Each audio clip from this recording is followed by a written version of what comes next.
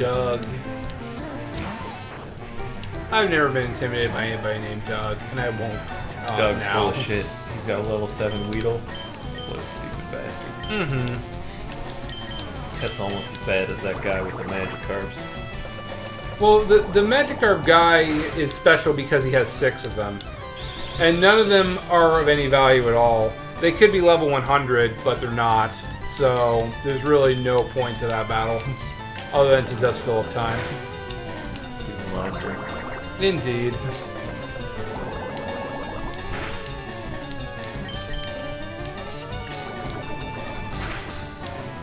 Yep, there's the poison.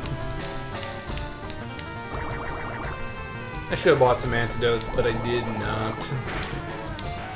How does poison work in this one? Takes you down to 1 and then doesn't kill you? I'm pretty sure that's correct. Okay. Do you still keep poison at that time, too?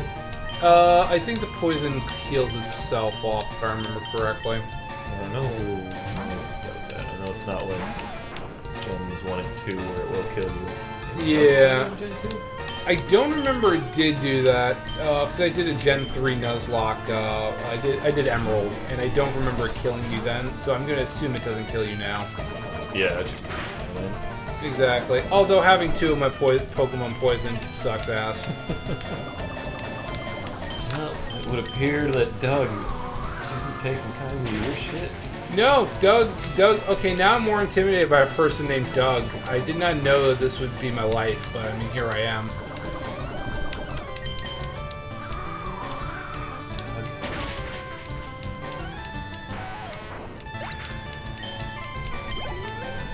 I had a couple revelations about old Nickelodeon cartoons recently. That's rough.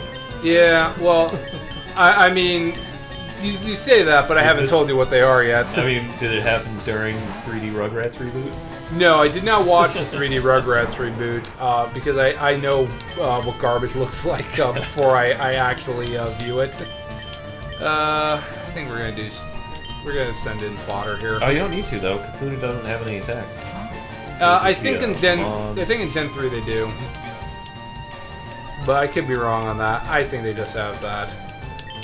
I'll send in Hoover, and I'll just have to heal him if he gets too low, because he's going to ignore that completely. Oh, the poison. But also, water's a special, so that'll help.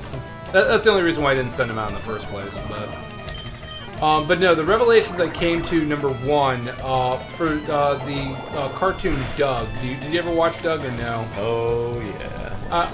I realized that the neighbor's name is Mr. Dink, and it stands for double income, no kids. Because he had no kids, and he was only buying like very expensive things. Like that was his whole bit, was very expensive. And the reason he couldn't was because he had Dink money, because he had no kids. That's kind of amazing. That is very amazing to come to that to come to that revelation. And now the sad one is that we're older than Stu Pickles. How old is he in the? I mean, that doesn't. I think he is like. Too surprising. I think he's like 25. I think.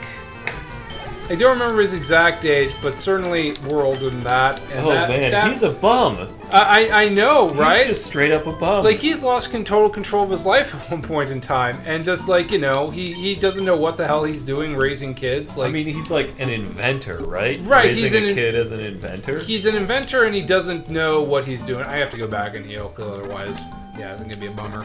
Or I have some money. I can get an antidote now, at least.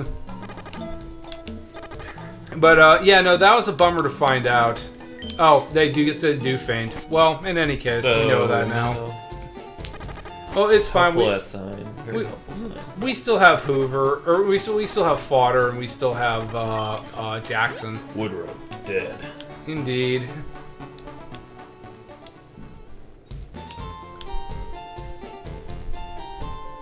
But yeah, no, that made me very sad to find out. Truly a jobless bum.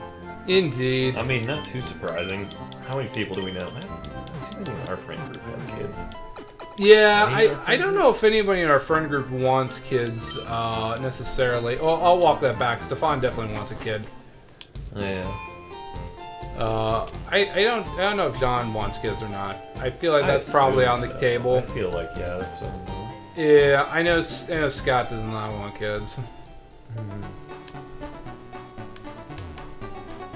I don't know if I want kids necessarily or not. I don't know. It just depends. Yeah, the situation has to be right. Just get a clone. Do you have clones available?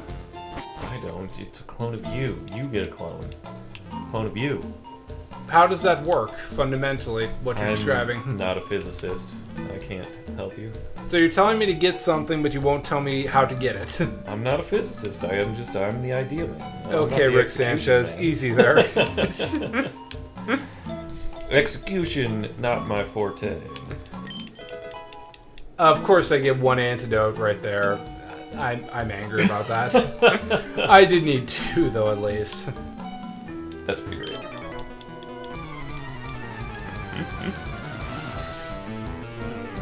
You know, this is a real violent game. Everybody's supposed to be 10 years old, right? Yeah, I mean... Striking out in the world. Well, that is the other thing, too, is that your parents in every game are basically like, okay, go explore the world, kids. Like, you know, who cares where you go? Like, I remember it was a big sign of privilege for me to ride my bike literally 0.1 miles to go to the 7-Eleven, or not 7-Eleven, but White Hen Pantry near my house. Oh yeah, dude, we had one of those too, right there. Yeah, and it is literally like 6 houses down from where I was at, and I was not allowed to do that for like years. Oh yeah, certainly not at the age of 10. But it was also really weird too. Is that, huh? No, go ahead. Oh, what was also really weird is that my parents were so insistent I'd be playing outside and not playing video games all the time. Yeah, mine too. Despite the fact that my dad bought himself a PlayStation 1 when it first came out.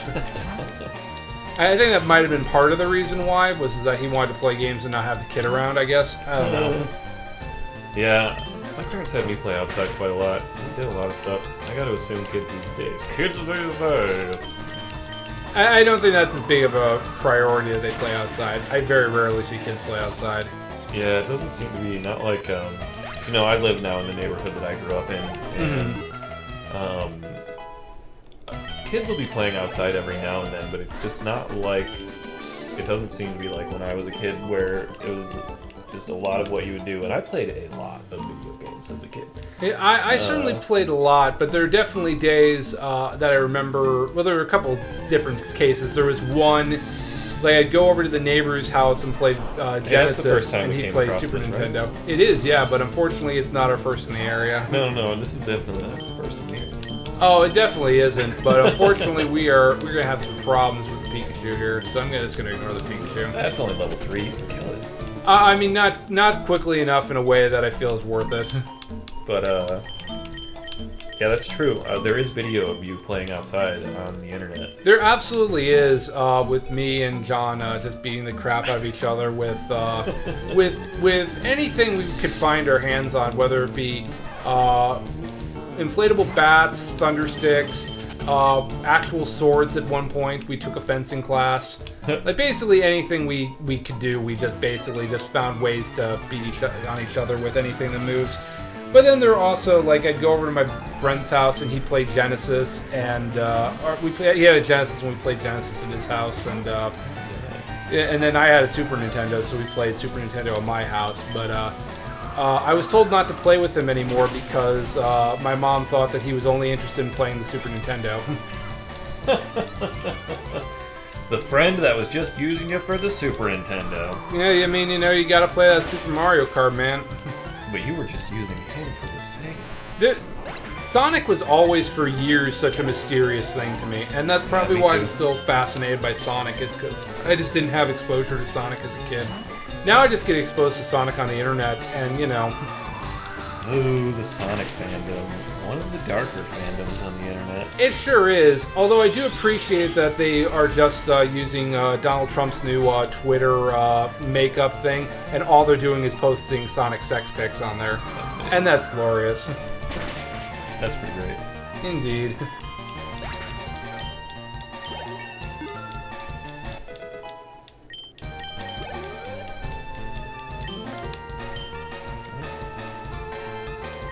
But yeah, no, I have an appreciation for the Sonic games now.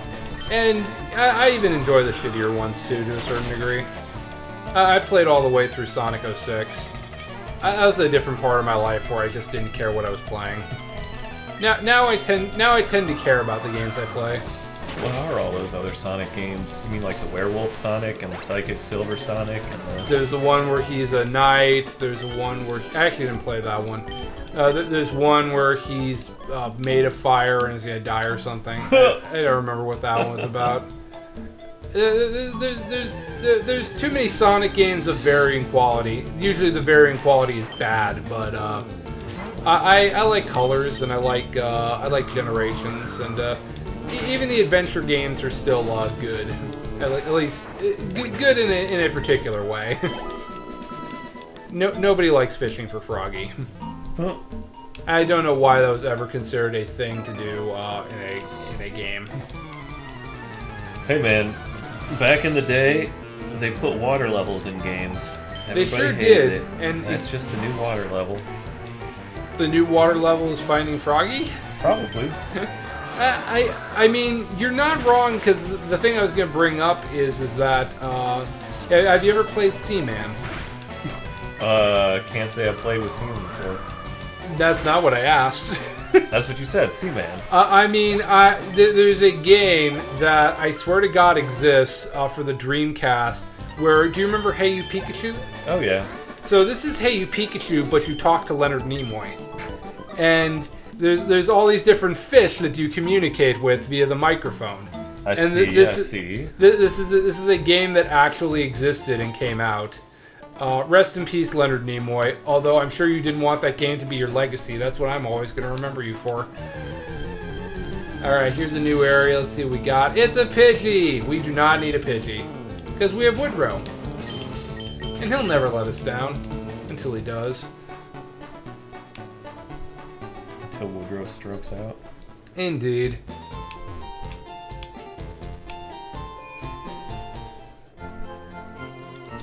Well, Seaman had a sequel released in Japan on the PS2. It sure did.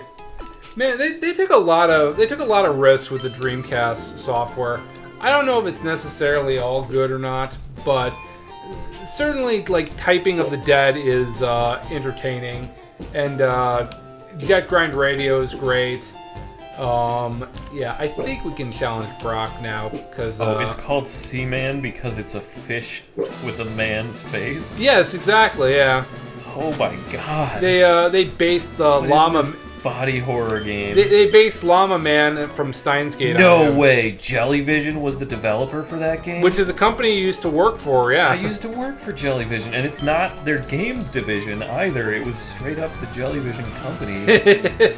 And now they make like insurance software in between making Jackbox games. Yeah, well the insurance software is done by Jellyvision. The Jackbox is Jackbox Games. Oh, I thought they were still married together or not. They're still connected in some way. I'm not sure if those are technically two different companies, but Gotcha. I think But they were making the Jackbox games in the office where you were working for a while.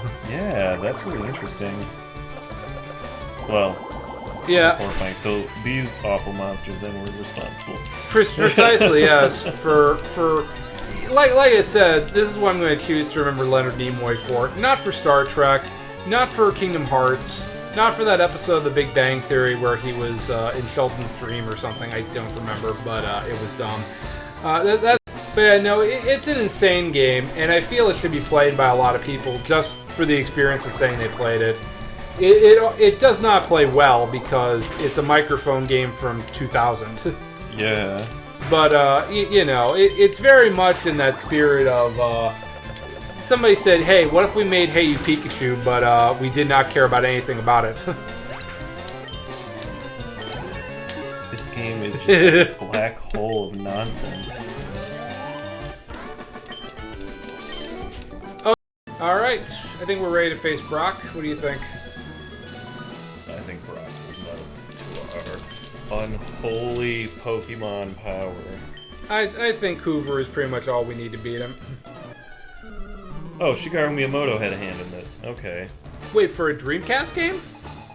Yeah, the original developer Saito shared the concept with Miyamoto, who was said a big no. fan. He said he was a big fan of the concept and credited as somewhat important to the development of the game. I mean, you know.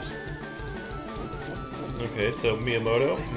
It was intended to be developed for the Nintendo 64 DD, but was made for the Dreamcast instead. What's the Nintendo 64 DD? That was the disc drive system. Oh, God!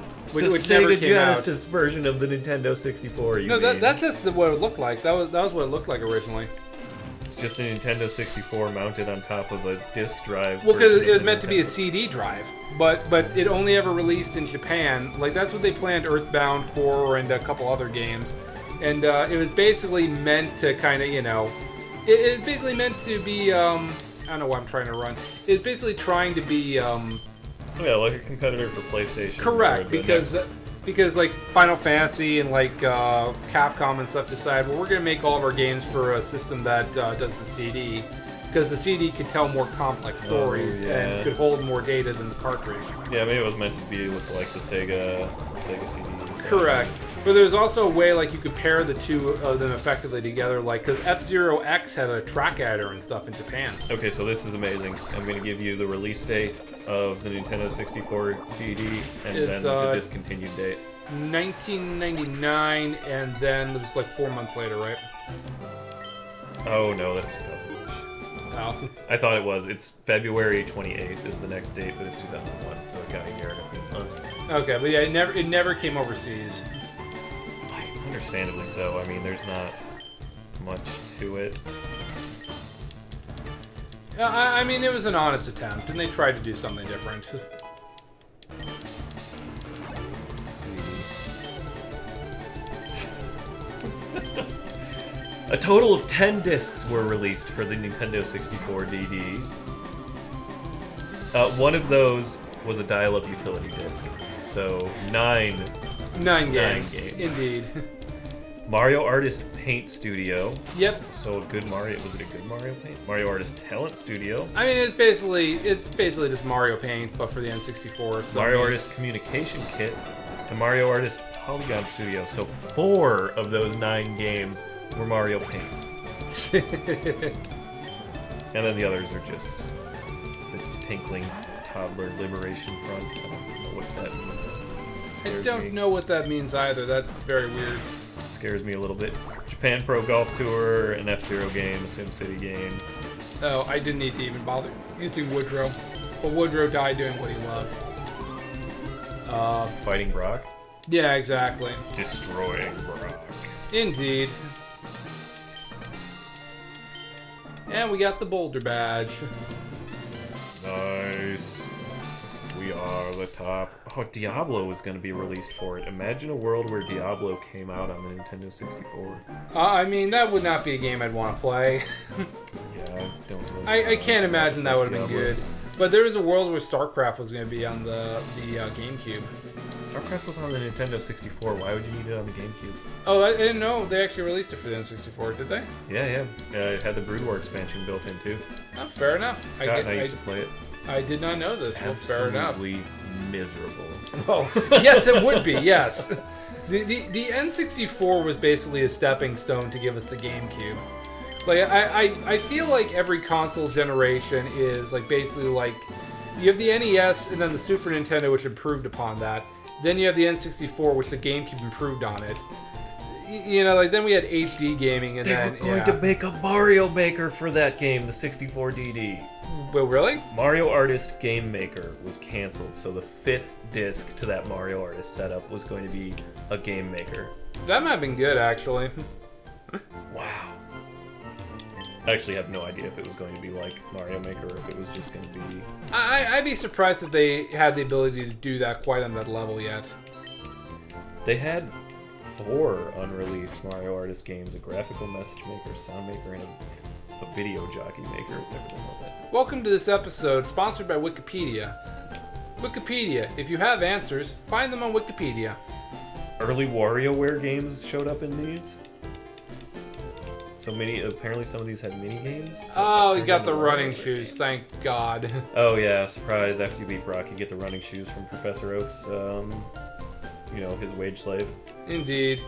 Dear Actually, Def we Not, don't- here's a I pair don't of think running we- shoes. Remember, I'll always here for you. Don't ever give up. From Mom. Okay, so you do get them from Mom, but you don't get them. Yeah. But you don't get them when you need them, which is an hour ago.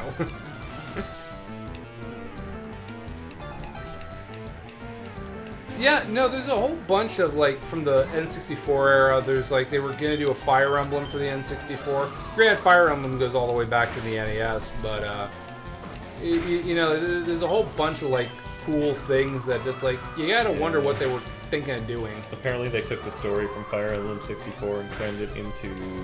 Path of Radiance, I think.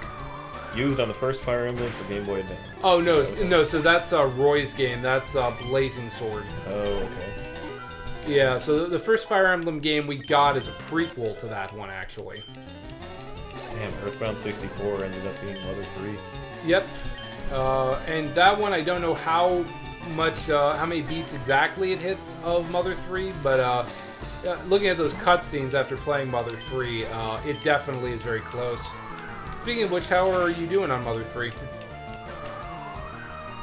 It's in my backpack. Well, there you go.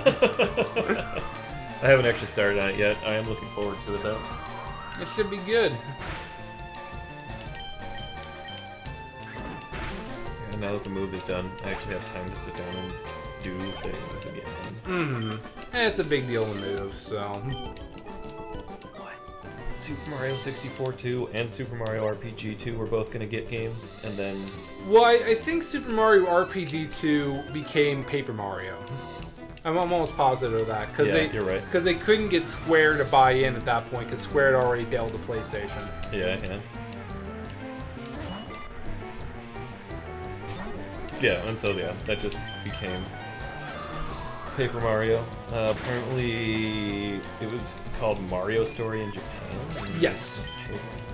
Yeah, because the first game doesn't really have much to do with paper. Like, in Thousand Year Door, you turn to an airplane and stuff.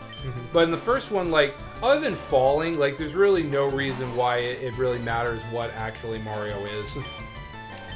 Like, it's just an aesthetic as opposed to, like, actually, like, oh, he's made of paper.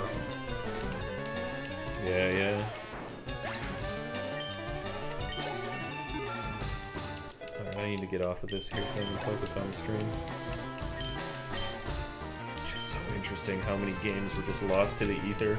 Games that were coming out when games could start defining franchises. Mario and Zelda obviously were already building big, but like Mario, Zelda, and Donkey Kong became massive household names in that era. Oh, exactly, yeah, because, I mean, 3D, like, everybody's trying to figure out 3D at that time, and, like, Mario 64 is basically the reason why a lot of 3D games are the way they are, and specifically Zelda 64 is the reason why action RPGs are the way they are, or anything to do with, like, a camera and a lock-on. Like, they developed that concept, and we use it in so many games that I think we just forget about it sometimes. Yeah, they basically paved the way with their 3D. Exactly. It was a rough time, but they get us there. Indeed. Chloe, do you need to go outside, honey? I think we might have to cut the stream off here pretty soon. I think she needs to go. I think she needs to go out.